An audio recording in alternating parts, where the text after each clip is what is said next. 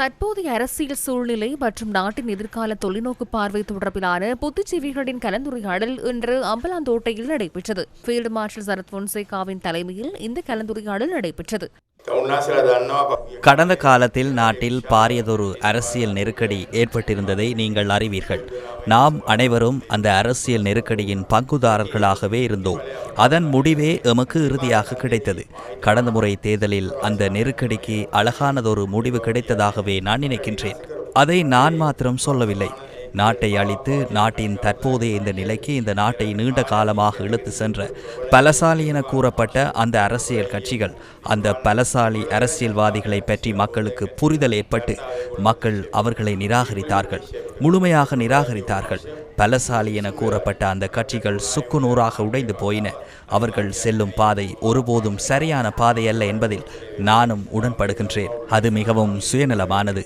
தங்கள் வயிற்று பிழைப்புக்காக, தங்கள் பிள்ளைகளுக்காக, தங்கள் சொத்துக்களுக்காக செல்லும் ஒரு பாதை அதுவாகும்.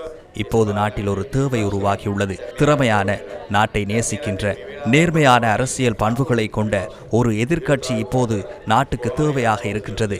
இருப்பினும் இந்த நேரத்தில் இந்த நாட்டில் இருப்பது ஒரு கார்ட்டூன் எதிர்க்கட்சியே. நகைச்சுவை செய்து கொண்டு எப்படியாவது மீண்டும் அனைவரையும் ஏமாற்றி மேலே வர பார்க்கும் ஒரு எதிர்க்கட்சியே இருக்கின்றது.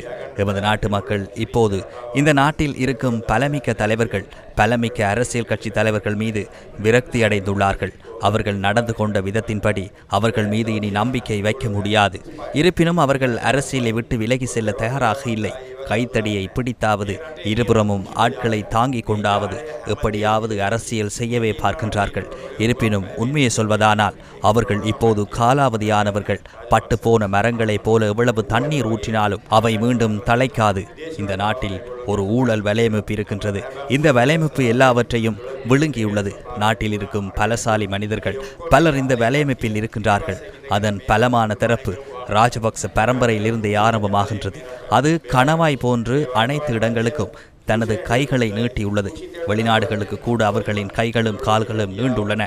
இப்போதே மத்திய வங்கிகளில் உள்ள திருடர்கள் அகப்படுகின்றார்கள்.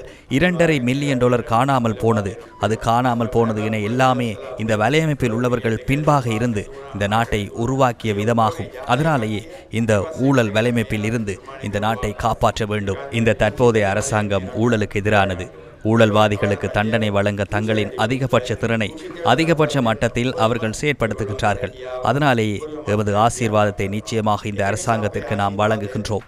அரசாங்கத்தின் நோக்கம் மிகவும் நல்லது.